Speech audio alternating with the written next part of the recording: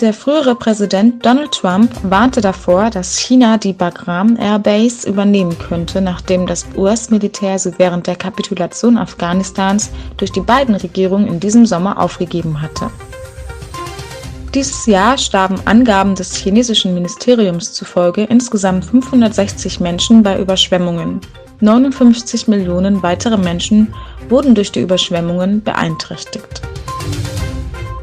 Anlässlich des Siegestages am 8. November kam der aserbaidschanische Präsident Aliyev mit dem Verteidigungsminister der Türkei sowie dem Oberbefehlshaber Akar und weiteren Vertretern der türkischen Streitkräfte in Aserbaidschan zusammen.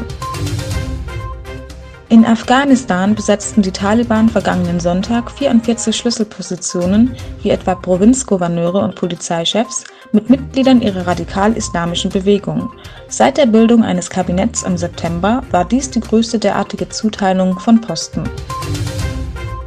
Die israelische Regierung untermauert ihren Widerstand gegen die von den Vereinigten Staaten angedachte Eröffnung eines Konsulats in Jerusalem für Palästinenser.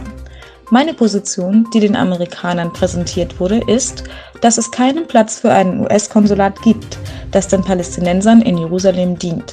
So der Ministerpräsident Naftali Bennett am Samstag vor Journalisten. Der Uigurische Weltkongress wird sich vom 12. bis zum 14. November in Prag versammeln. An der Veranstaltung nehmen weiterhin das Demokratische Zentrum für uigurische Menschenrechte und ein tschechisches Menschenrechtsforum teil.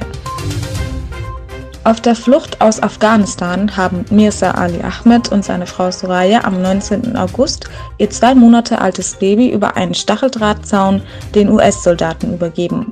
Nun ist das Baby verschwunden und die Eltern suchen verzweifelt nach ihrem kleinen Sohail.